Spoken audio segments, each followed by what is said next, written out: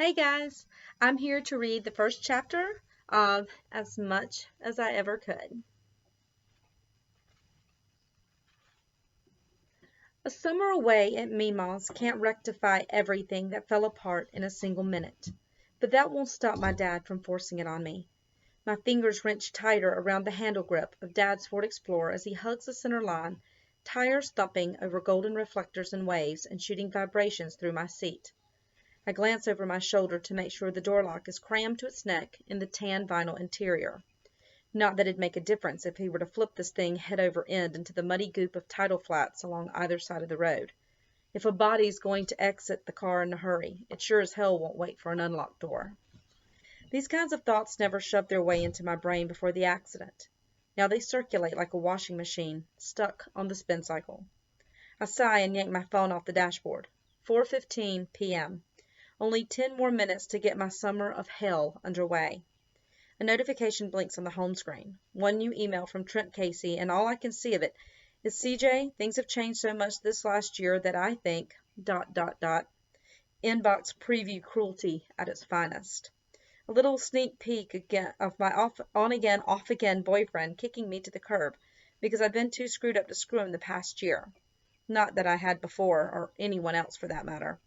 I toss the phone in the cup holder and stare over at my dad in the driver's seat, his eyes fixed and hooded as if in a trance. He hasn't spoken in over 100 miles, but I've strategically coughed from time to time to make sure there's at least some reaction to the noise and he's not comatose or something. Plus, it's easier than actually talking, and it warrants no response from him. Win-win. Dad flips on the blinker. It's dink-dunk, dink-dunk, dink-dunk, signaling a right turn. Into where, I have no idea, and unless Mima has taken up living in a dilapidated open-air shack, he's seriously misguided. He pulls into one of the 10 open parking slots demarcated by rows of conch shells instead of actual painted-on lines. How beachy of them. Dad lets the engine idle, sliding his phone from the pocket of his polo and picking out a text message without so much as a word or glance in my direction. I unlatch my seatbelt and open the door, easing out onto the hot, gritty sand which creeps into my sandals and scratches at the skin. Where are we? When he doesn't respond, I step beside the open door, banging my hand on the window. Dad, where are we? Edisto Island, of course, he mumbles, never looking up from his phone, his fingers still moving furiously over the screen. I point to the rectangular banner draped atop the entrance with what looks like hand-stenciled "Welcome to Edisto Beach, South Carolina" in blue paint. No shit. I mean, what is this place? Watch your mouth, CJ. I'm still your father. He finally looks up long enough to glare across the steering wheel at the banner, squinting as if it's written in some foreign language before looking back at me. He waves his hand around. We're obviously at the market. The entrance isn't a single open-closed door, but one of those garage-style deals that pulls down from the ceiling. Oyster shell wind chimes tinkle in the breeze. I take a deep breath, the briny air expanding into my lungs and coating my skin, and somehow start imagining myself as one of those slugs we used to find on the back porch at home and pour salt over. Almost immediately, their slimy little bodies would foam up and implode, turning into a dried-up crispy we'd flick off in the grass the next day. Maybe that'll happen to me, and I can simply shrivel up and disappear. Dad gets out and lifts the back hatch, and I walk to meet him, giving an extra foot shake on each step to loosen the stowaway sand from my sandals. But why are we here? This is where Mima's picking you up. He hauls out my 2 large suitcases and sets them under the overhang. She's running late, but she'll be here within the next 20 minutes. And you're just gonna leave me here? I thumb over my shoulder. He stares at me as if I've just asked for an explanation on the meaning of life, standing like a statue except for the front flip of his thinning auburn hair that tousles with the breeze. That hair, along with his chocolate brown eyes and freckles, are the only things we even share anymore. Everything else is gone, evaporated. Don't be dramatic, CJ. I have a long drive home. He slams the hatch, walks to a still open driver door, and slides in behind the wheel. The passenger window rolls down part way. I'll see you at the end of summer. Bye. The words scarcely exit his lips before the window's rolled up and he's peeling out of the parking lot on 2 wheels, as if he's off to a 5-alarm fire. Wow, truly heartfelt. I think he might actually miss me. I lock my jaw, forcing my quivering stomach back into its rightful place. Part of me loathes him for just dumping me here. The other part understands, though. He hates me for what happened, and he wants me gone, too. I can't blame him for that. Bye, Dad, I whisper into the wind, staring down at my bags before glancing out across the surrounding marsh. What am I supposed to do for 20 minutes? Lotus pose, stare out over the grasses, and become one with my new home away from home? That's not likely. I force out an audible breath and bend down to grab my wallet from my suitcase, folding out the side flap to check myself in the tiny mirror. The jagged tip-top edge of my scar peeks out from the neckline, so I inch my white t-shirt straight on my shoulders, making sure it's hidden. Not like I need another reason for the people in this market to look at me like a freak show. I secure the magnetic clasp on my wallet with a click and walk inside. The floor is packed dirt and sand, the shelves nothing more than overturned crates and stacked up pallets brimming with rainbow-hued mounds of fresh fruits and vegetables.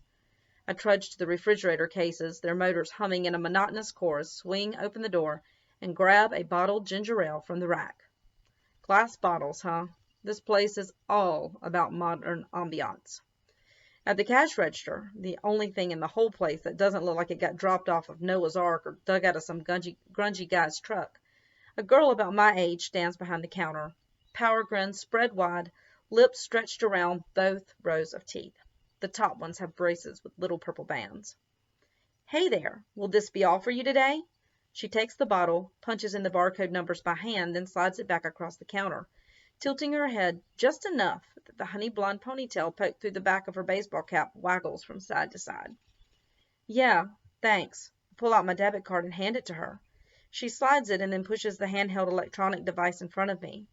When I type in my PIN, she flicks my card in her fingers, staring at the front of it. Wait, Ainsworth? Are you Bessie's granddaughter, CJ? She leans across the counter on her elbows, blue eyes wide like polished sapphires. Yeah, that's me. I pluck my card from her fingers and shove it back inside my wallet. How do you know about my Meemaw? Everyone knows your Meemaw. She's like a grandma to all of us. She looks over her shoulder and yells, Bo, get in here, before turning back and sticking her hand out to shake. I'm Jenny Lee, by the way. You can call me Jen. I reach out and take her hand. A stocky, chocolate-haired guy with the same eyes as Jen jogs to the counter and waves. He's cute in a boy band meets rugged farmhand kind of way. I'm Beauregard Johnson, Jen's brother. That's some name there, Beauregard. My mama loves historical family names. My great-great-great-great-grandfather was also a Beauregard. That's a lot of greats. I give him a thumbs up. Then her name choice stands completely validated. I smirk and pick up my bottle, wrestling with a stubborn-ass metal cap. You can call me Bo. Everybody else does. He offers a dazzling white, if somewhat crooked smile. His curly hair, longer on top, with shaved close sides, flops lazily over his brow. Did I hear you say you're Miss Bessie's granddaughter? In the flesh. By the way, I turn back to Jen. When you said Meemaw's grandma to all of us, who exactly is us? Pretty much the whole town. She's a legend around here, volunteers like crazy. She narrows her eyes, the question marks practically float in speech bubbles above her head. You didn't know that? I bite at a piece of dry skin on my lip. I don't know much about her. I haven't seen her since I was 8. The two of them glance sideways at each other. Oh, well, we live right next door to her.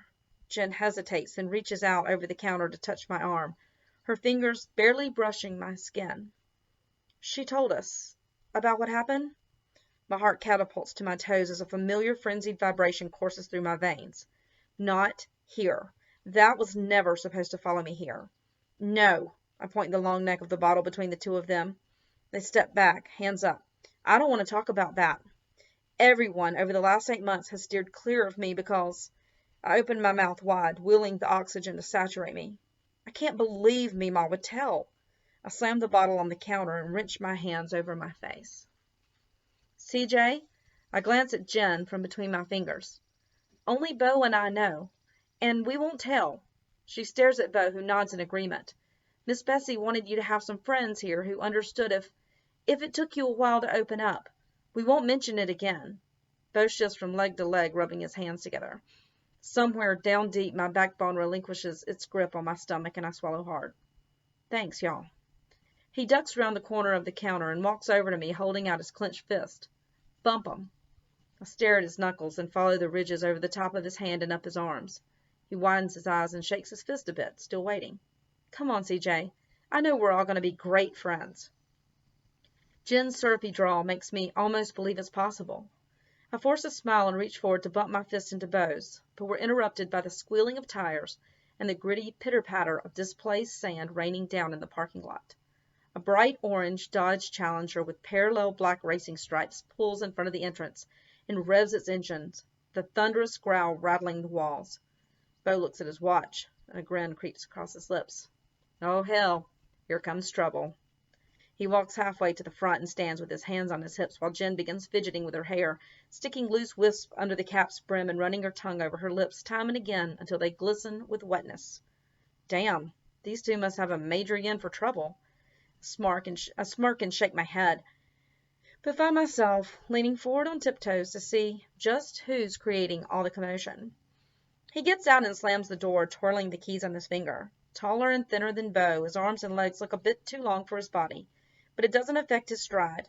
He glides in, heavy on the heels of his sneakers, almost as if he's somehow reclining on an invisible cushion while walking. Beau high-fives him as he saunters to the counter across from me and hops onto it in a seamless motion. Jen's at his side almost immediately, arms folded beneath her boobs, creating a vertical line of cleavage above the scoop neck of her tank. Hey, kid. He flicks the brim of her cap and she giggles, swatting his hand. But he's not looking at her. His jade eyes pierce me like daggers as he nods in my direction. Who's the chick? Oh, God, one of those. I roll my eyes and grab the ginger ale from the counter, renewing my fight against the stubborn bottle cap. Someone who does not appreciate being called chick, I say through the grunts as I twist raw ridges into my palm. Beau steps in between us. CJ, this is my best friend, Jarrett Ramsey. Jet for short. And Jet, this is CJ Ainsworth, Miss Bessie's granddaughter. She's here for the summer. He runs his eyes up and down me in a way that makes my bones shiver and my blood boil, my body warring within itself. I didn't know Miss Bessie had a granddaughter. We've never seen you here before. I purse my lips and shrug my shoulders. Can't say that now. You don't look like a CJ. Jet stops and runs his tongue out across the front of his teeth, and as it swipes from right to left, a metallic flash catches my eye. A gold-capped tooth? Odd. What does that stand for anyway, he asks.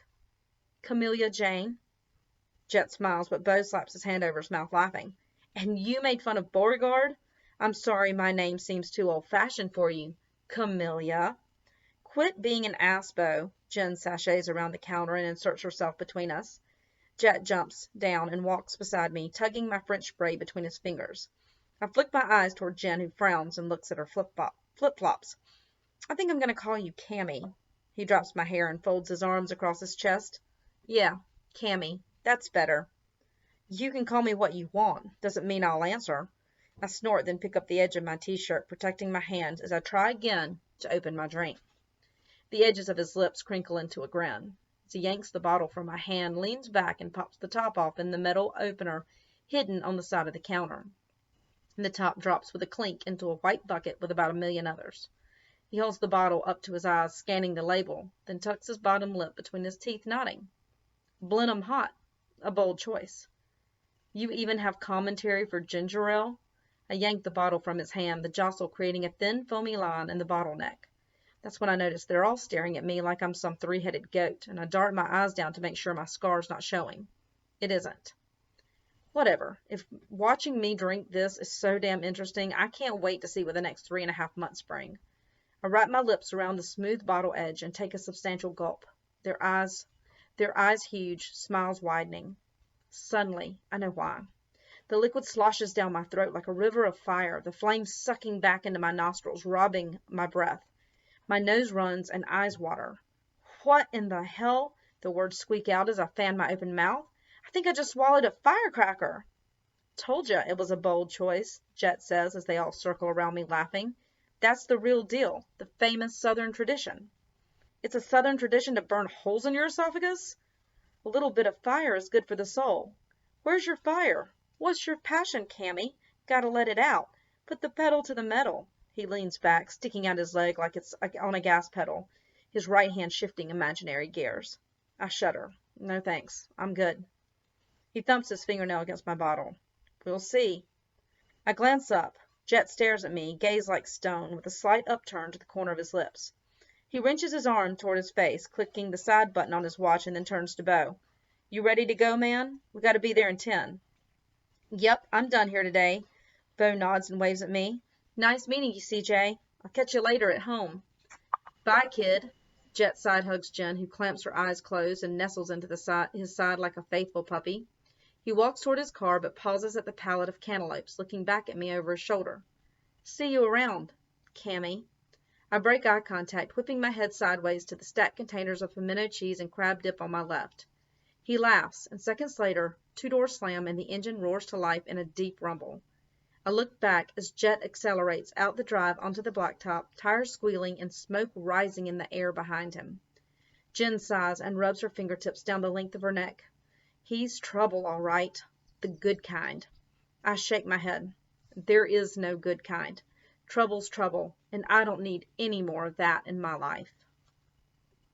Hope y'all have enjoyed the first chapter, and if you want to see more, it's available now. Thanks so much for listening.